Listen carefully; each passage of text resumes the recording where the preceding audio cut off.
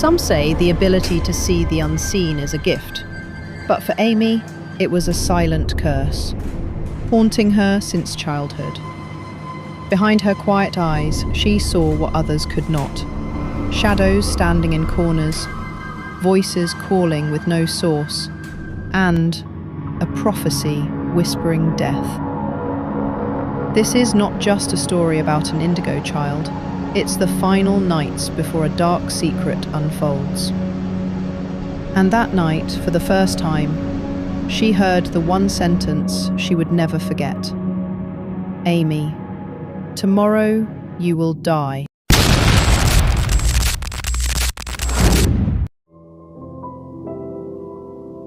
My name is Daira. I'm in 11th grade, science class. Up until that day, my life was painfully ordinary, filled with laughter from friends, the occasional panic over homework, and the same loop every day. Wake up, go to school, go home, sleep. Flat, predictable. Until she arrived. The new girl. Her name was Naya. That day, the rain fell hard. The sky seemed to wash out all colours, leaving everything in dull grey. When the classroom door opened and Naya walked in, every head turned. She didn't introduce herself the way new students usually do.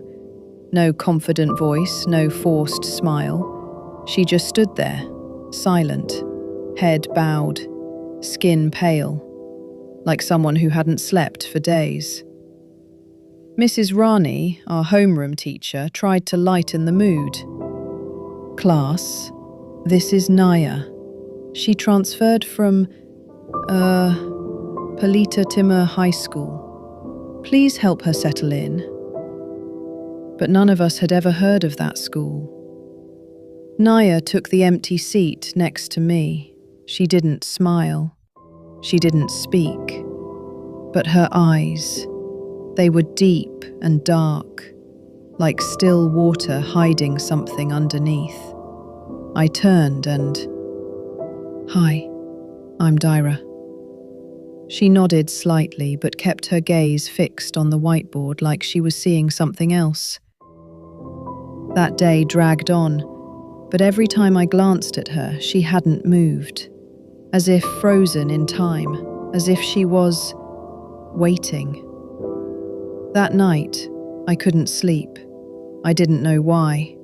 The air in my room felt different, heavier, like I wasn't alone.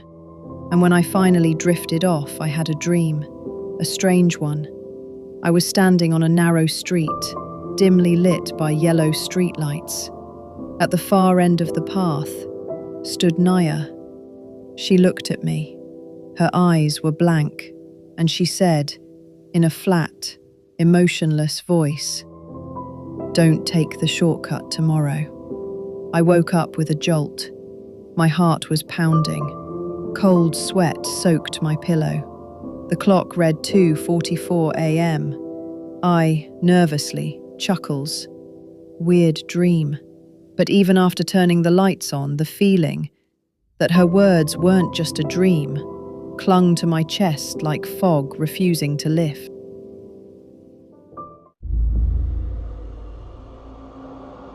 The next morning, I woke up earlier than usual.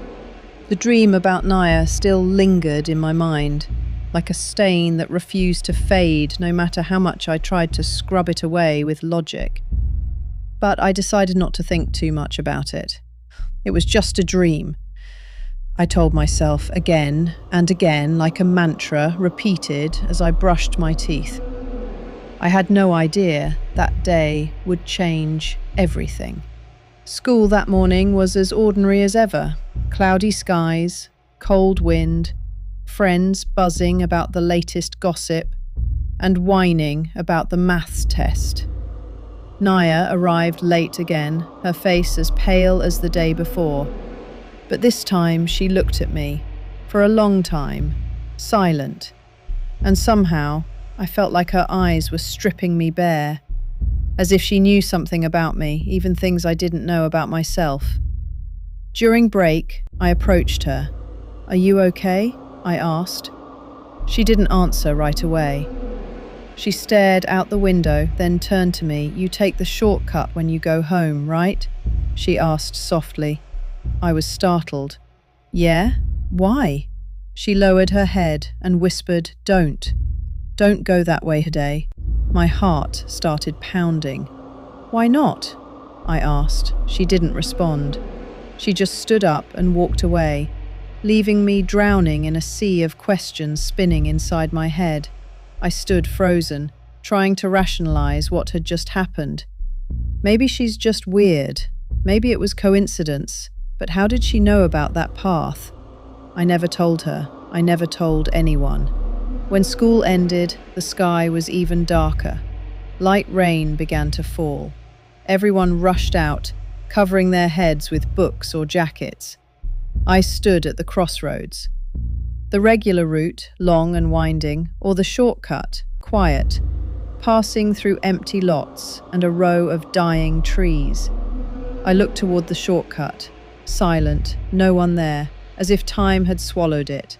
Then I remembered the dream, Naya's voice, "Don't take the shortcut tomorrow." And now I was here. The tomorrow she spoke of. I took a deep breath and turned away. For the first time, I chose the long road home, even though it meant I'd arrive late. But when I glanced back at the shortcut, I saw something, a shadow, a faint figure, standing still at the edge of the path, nearly hidden by a thin fog. But I knew it was watching me.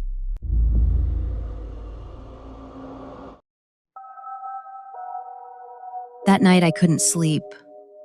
The image of the faint figure I saw at the end of the shortcut kept haunting my mind. Not just because of how it looked, but because it appeared exactly as I had seen in my dream. Did Naya truly know something I didn't?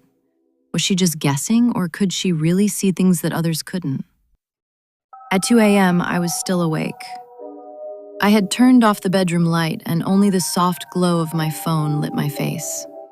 I scrolled through social media, hoping for a small distraction, but then I saw it.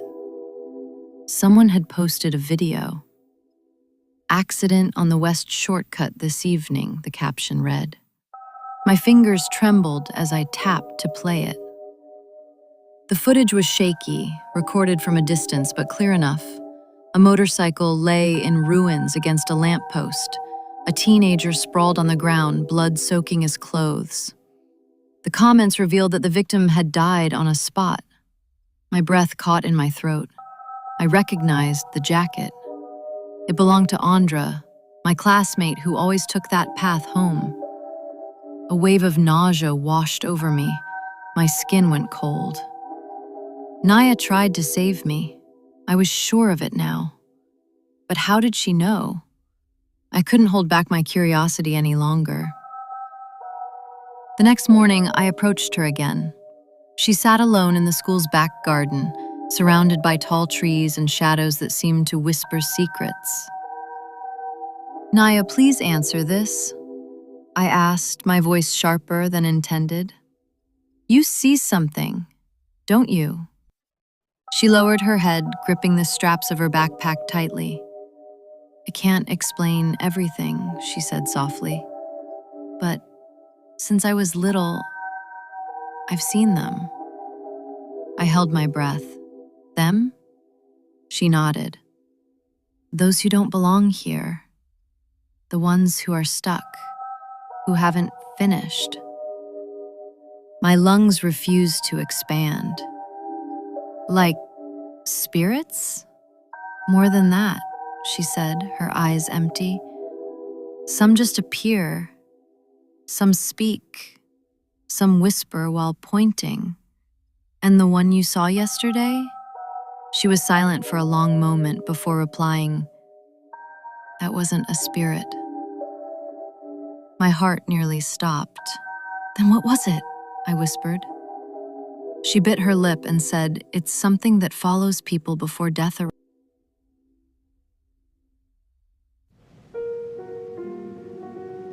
Since that day, I started seeing the world differently. Nothing around me had really changed. The sky was still blue, the school bell still rang sharply, and people were still lost in their own lives. But I felt like I was standing on the edge of something that couldn't be explained. And the most terrifying part was, I started to believe Naya. I began noticing small things. In the crowded school corridor, I once saw an old man sitting on a bench that was never used. He didn't move, didn't speak, just stared blankly at the wall. When I asked my friends, none of them saw him. They even said the bench had been removed last year. My heart pounded. Was I beginning to see like Naya? Naya warned me. If you start believing, they'll come closer. I laughed at her then, trying to dismiss the growing unease in my chest, but that warning kept echoing in my mind every time I noticed another strange thing. Like my neighbor's dog barking at my bedroom door at midnight, or the television turning on by itself, showing a static screen and faint whispers. The worst moment came when I saw someone standing behind my mother during dinner, a black shadow, unmoving, silent, standing far too close as if watching her. I screamed and dropped my spoon. My mother jumped and asked what was wrong, but of course she didn't see anything. My hands shook the rest of the night. My breath was short, like something was pressing on my chest. The next day, I searched for Naya again. I knew she was the only one who could help me understand. She looked at me, and her eyes seemed darker than usual, like they held a heavy truth. "What did you see?" she asked. I told her about the old man on the bench, the shadow behind my mom, and the whispers from the TV. She sighed softly, then said, "Those are warnings, but not from them." I frowned. Then from who? She stared at me for a long time before finally saying, "From something older and hungrier." I froze. I didn't know what to say, but I knew then I had gone too far to turn back now.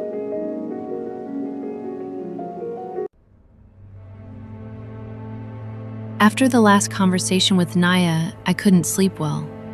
Every little noise at night kept me awake. The wind blowing through the window cracks, the scratching of tree branches, even my own breathing sounded too loud. In that darkness, I began to realize this wasn't just shadows or hallucinations. Something was truly watching me. Each night, the feeling grew stronger, like eyes watching from the corners of my room. I tried to calm myself. I opened my journal and attempted to write down everything I'd experienced, but the pen in my hand felt heavy, and each word I wrote felt like opening another door. I wrote about the shadow behind my mother, the whispers in my left ear as I tried to sleep, and the bathroom mirror that briefly showed someone else's reflection behind me, someone who wasn't in the real world. That the next day, I met Noel library. She looked paler than usual, like she hadn't slept. "Did you write everything down?" she asked without small talk. I nodded. She stared hard at me, then whispered, "That might make things worse." I frowned. "Why?" She answered, "Because now they know you see them. They know you believe. And most importantly, they know you're documenting it." I fell silent. "You don't write anything down?" I asked. She shook her head quickly. "I only draw, it's safer. Words open paths for them to attach." I looked at my notebook like it was a live bomb. That night, I burned its pages, but as the fire consumed them, I heard a sound, like a faint scream, not from a human mouth, but from inside the paper itself. When I told my parents everything, they only chuckled, thought I was stressed from school. My mom told me to rest, my dad said I should go out more and stop reading weird stuff. But how could I explain that this wasn't about stress? This was about survival. Naya said, "If they know you're afraid, they get stronger." But how could I not be afraid when my nights were filled with the sound of chairs moving on their own, light bulbs dimming like they were breathing, and the sudden scent of wet soil with no source? All those little things seemed to whisper one truth. They were getting closer. And that very night, I heard the first knock on my window.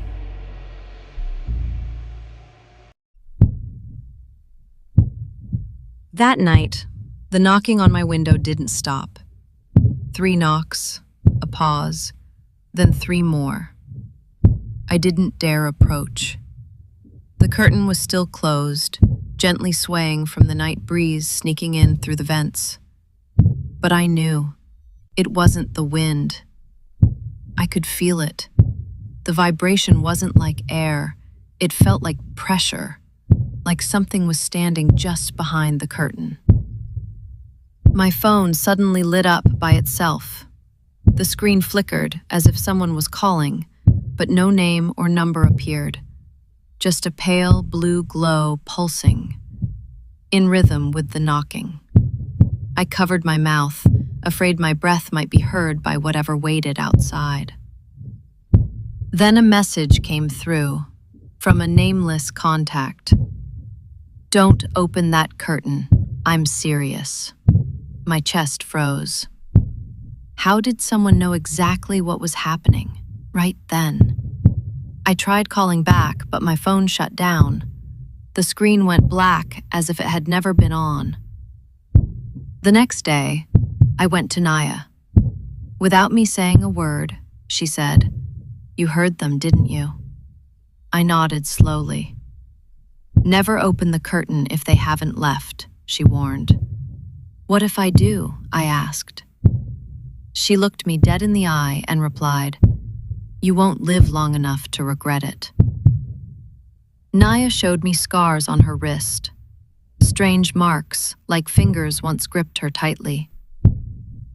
"They hate being seen," she whispered. "They live in ignorance, in shadows, and anyone who tries to see too much gets silenced." Since that day, I began counting the knocks.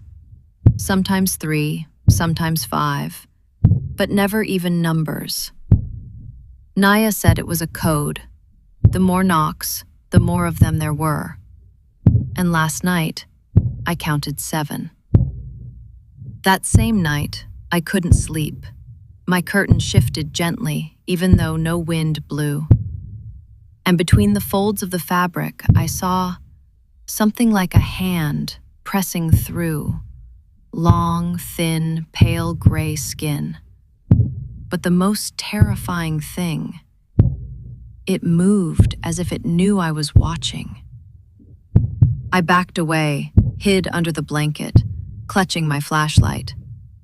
And when the room light flickered off on its own, I knew they were already inside.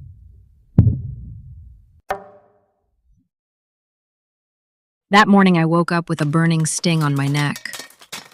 The mirror showed a long purplish-red mark circling my throat, like the imprint of being strangled by something invisible. My heart raced as I gently touched it. It hurt, as if the wound was still fresh. But I had slept alone. There was no way I did this to myself. No way this was just a coincidence. Naya came to my room that afternoon. She stood at the door, staring at me. "They've started marking you," she said softly. I couldn't speak.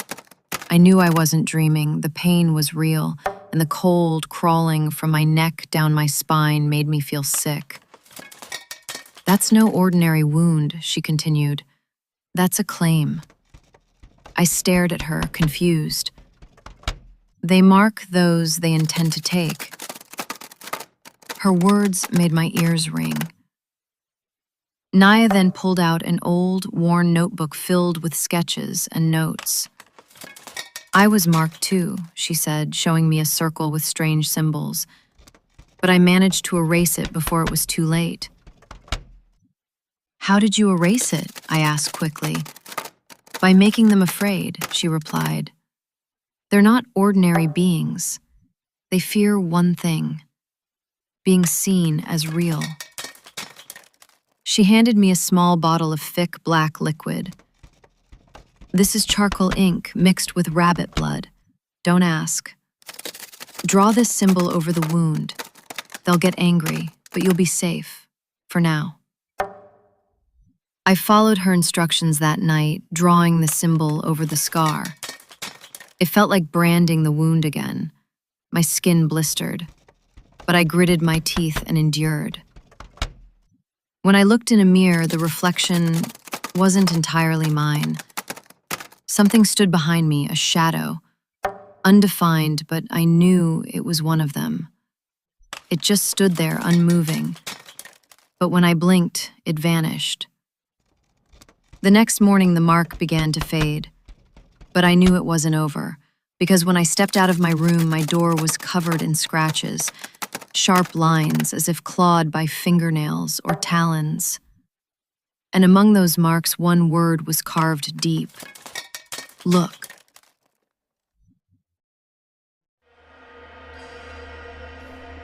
That night, I couldn't sleep.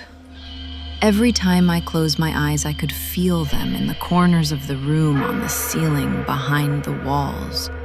A soft tapping sound echoed like dripping water inside my head. But there was no water. Nothing at all, except a silence that was too quiet. And it was that silence that terrified me most. Naya said they were circling me now. She wouldn't even step into my room. They know you believe, she told me, and that means you can see them. They'll show themselves, if they choose to. On my desk, my phone lit up again without any reason. A message flashed for a second and disappeared, but long enough for me to read it. Just 3 words. Close your eyes. I put the phone down, refusing to obey something I didn't understand. But before I could step away, the room's lights went out. My laptop screen turned on by itself, showing the webcam reflection of my face. But there was another face right behind me. Pale, long, eyeless. I spun around instantly. No one was there. But the air around me grew thick, like something else was breathing with me. My breath shortened. I could hear the inhale of another being right by my ear, and every hair on my body stood on end. Don't look, it whispered. But how could I not look when everything in my room started to move? Curtains swayed through the window was shut. Books tumbled from the shelf untouched. The mirror on my dresser started to fog up, revealing another room. One where I stood, but it wasn't me in there. I stepped back, trying to avoid the reflection, but the figure inside the mirror moved on its own. It smiled, a smile that didn't belong to me. And in that reflection, I saw my own body standing with its back to a dark, pulsing shadow. I screamed and shattered the mirror. Shards scattered across the floor and the vision vanished. But just as I caught my breath, I heard another whisper, this time from beneath my bed. Don't destroy the entrance. When I slowly bent down to look under the bed, 2 pale hands reached out from the darkness toward me.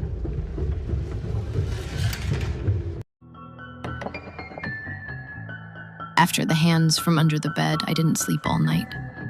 I sat in the corner of the room, flashlight from my phone casting nervous shadows, but nothing appeared again, only the ticking clock, which now sounded too slow, too clear. Naya texted me, asking me to meet her at the reading room downstairs.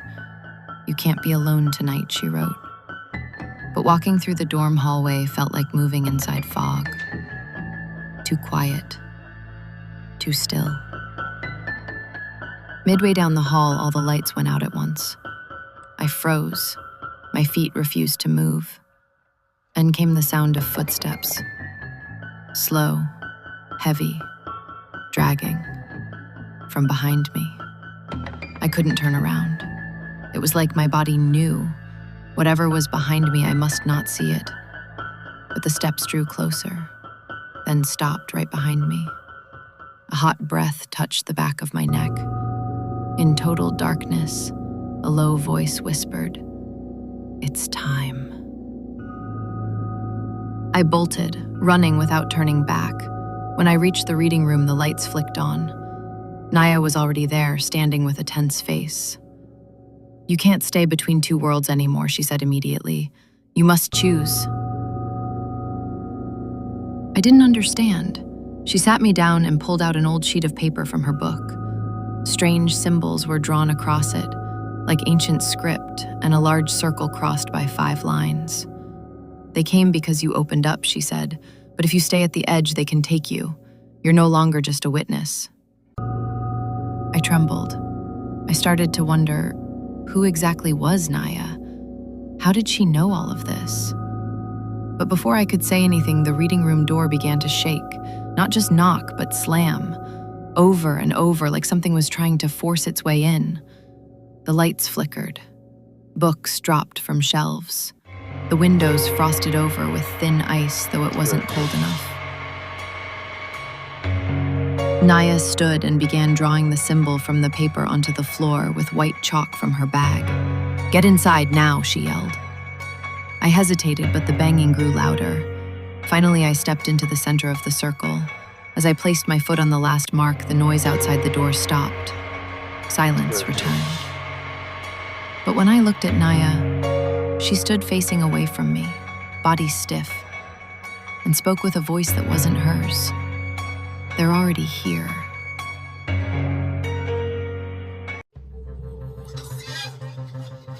The chalk symbols on the floor still glowed faintly, as if drawing light from the very air.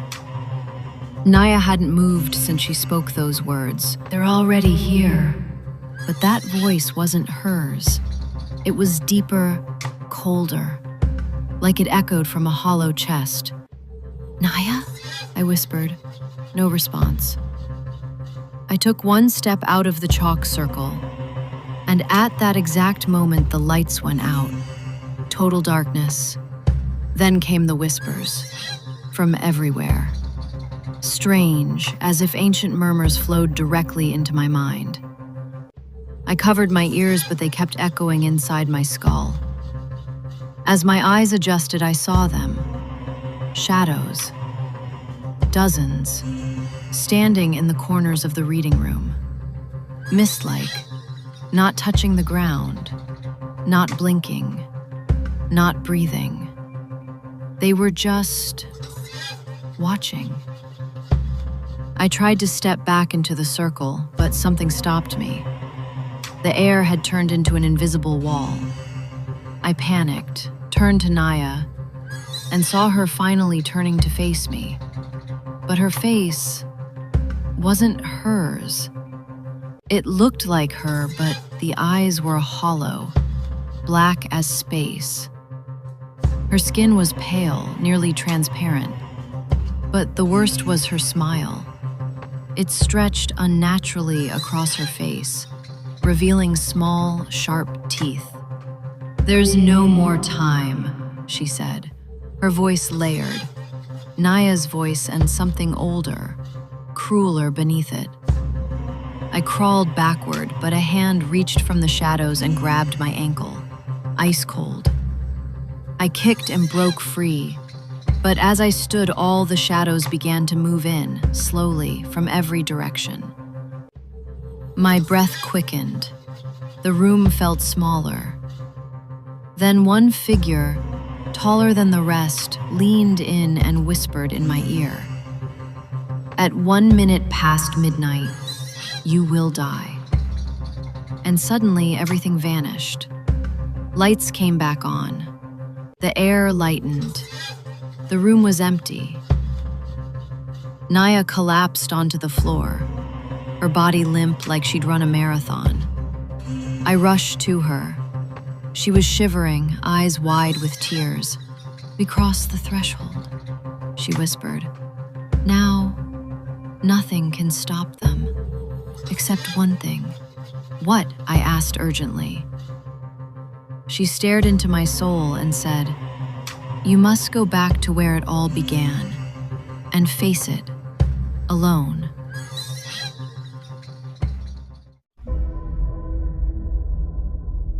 night was supposed to be quiet, but my footsteps echoed along the narrow hallway of my own house.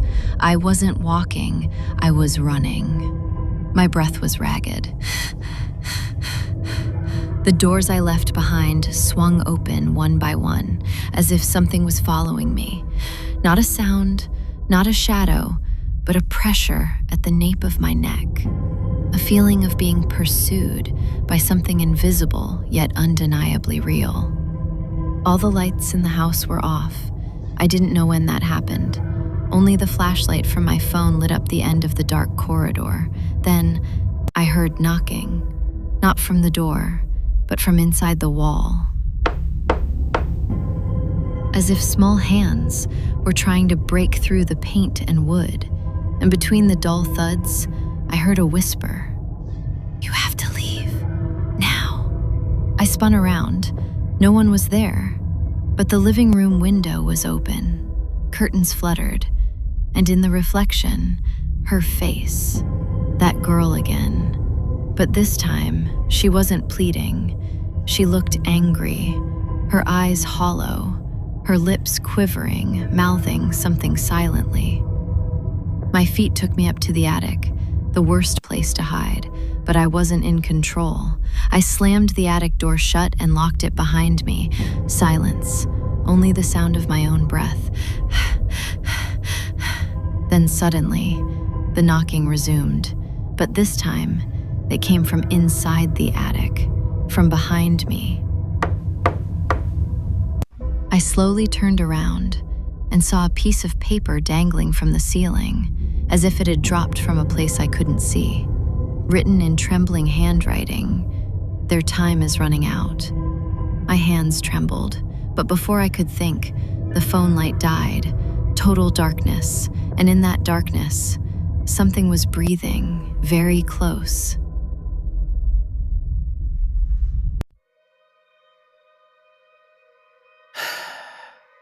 There are certain moments in life when time seems to slow down.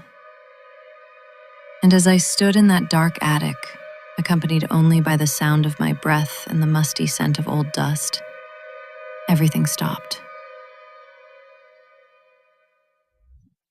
No sound, no light, no direction, just terror, deeply rooted in every inch of my body. But the sound returned. This time, it wasn't knocking. It was the old wooden steps leading to the attic. One by one, the boards, as if someone was ascending. I couldn't see anything, but each creak felt like a whisper in my ear, slithering down into my chest. My hands groped blindly around, searching for anything I could use to defend myself. I grabbed on to an old wooden frame. I clutched it tightly, bracing for whatever was about to come from the shadows.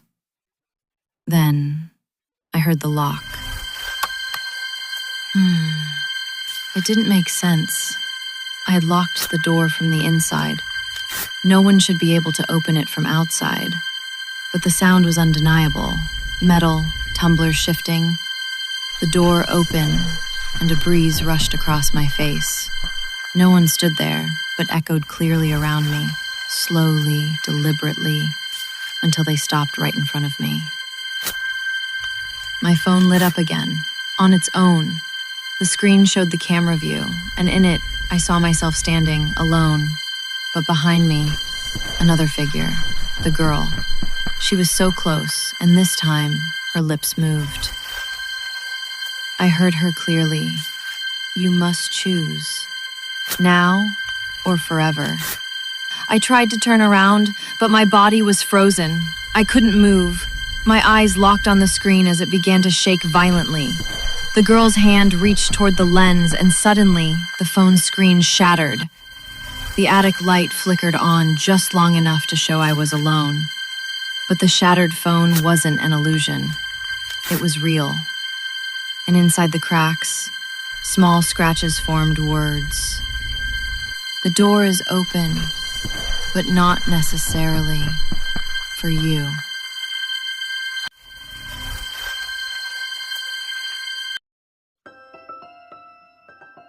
After leaving the attic, I ran straight to the dorm bathroom.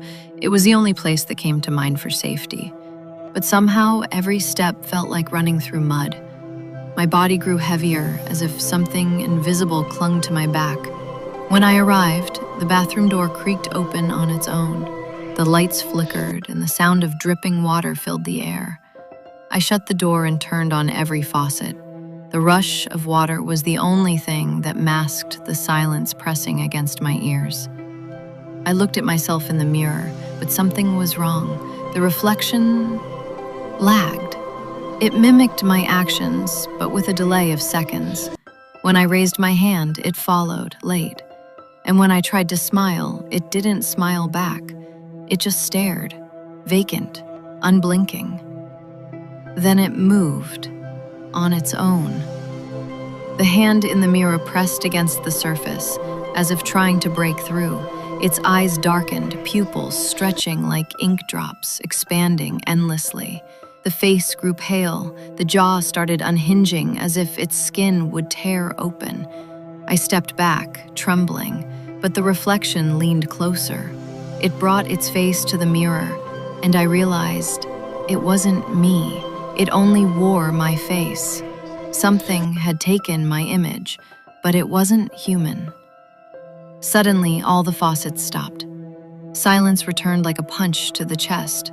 Then, from inside the mirror, a voice spoke. "You're staring into yourself, but it's not you staring back." My arm lifted against my will. My body was no longer mine. The reflection pulled me toward the mirror, and just as my face neared the glass, something reached from within and touched my cheek. I screamed and fell to the floor. When I looked up again, the mirror had cracked, and from the other side, a handprint lingered. But it wasn't mine. It was inside the mirror, bleeding. Below it, a message carved deep into the glass. "You can't run from what's been waiting on the other side."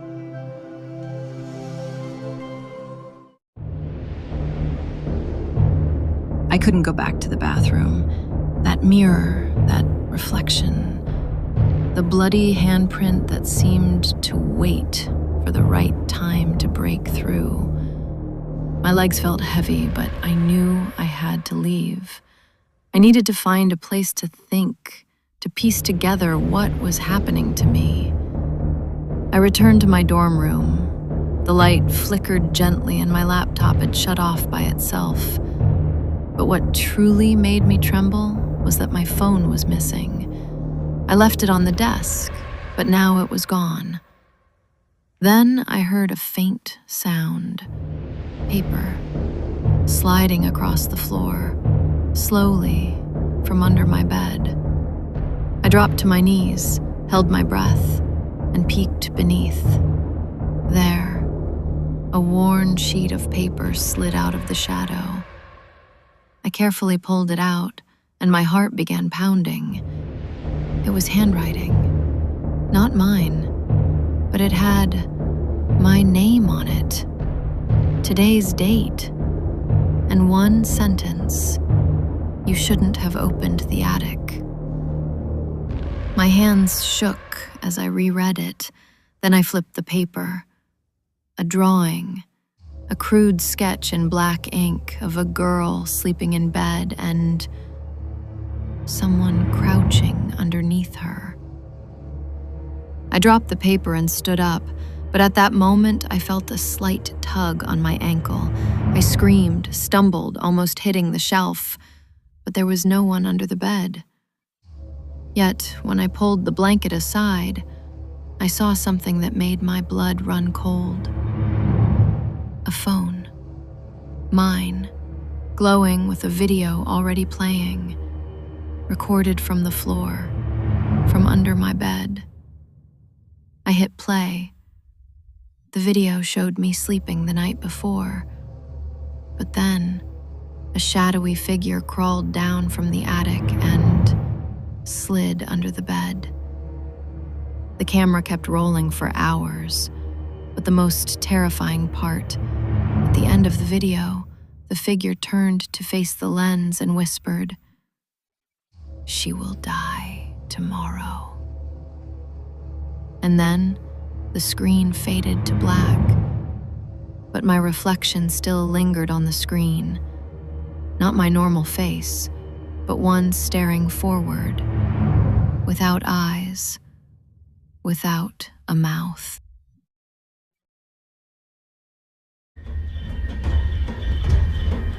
I didn't sleep all night. I sat motionless in the corner of the room with every light turned on. My eyes never left the door, the window, or the attic hatch that stayed tightly shut. In my hand was that crumpled piece of paper, the warning that kept echoing in my mind. You shouldn't have opened the attic. My phone was dead. The wall clock had stopped ticking. As if everything in the room knew that time had frozen, only waiting. 3 a.m. I heard it again, not from inside the room, but the hallway. Footsteps, slow, dragging, measured. I grabbed the nearest thing I could reach, a small vase from the shelf. I crept toward the door, but when I listened closer, the steps stopped. Silence. Then the knock. 3 times. Soft, heavy, deliberate. I didn't open the door, but the knocking moved, now at the window. 3 knocks again. I began crying. My own breathing sounded like a scream. I knew something was counting down my time. And then, something worse than anything before, a voice calling my name from the attic. I looked up. The attic panel shifted slightly. Someone or something was peeking down. Its eyes were pitch black, like bottomless holes. Then it spoke. I've been waiting for you. I couldn't move. My feet felt glued to the floor. The voice called again, softer now, like how my mother used to wake me. Then the attic hatch fully opened and a rope dropped down from inside. When I glanced at the mirror on my desk, I saw myself standing, but my reflection didn't move. It didn't follow my motion. It smiled. I ran, out the room, down the stairs, through the corridor, but all doors were locked. No one. No light. Suddenly, a notification chimed from my dead phone. One new voicemail. I watched the screen light up by itself. With trembling fingers, I pressed play. The voice was my own, but raspier, older, and the message simply said, "You can't outrun death, even if you know when it's coming." Then the screen went dark. The day wasn't over, but I knew I was heading toward my end.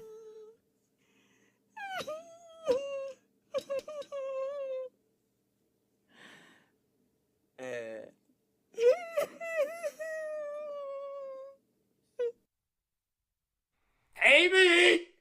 Aimee! But this is not the end of Aimee's story. What happens after the final warning? Will she survive what she saw, or is tomorrow truly her last? Season 2 is coming, but only if you want it.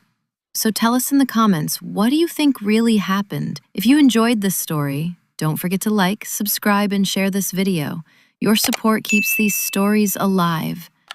See you in the next haunting.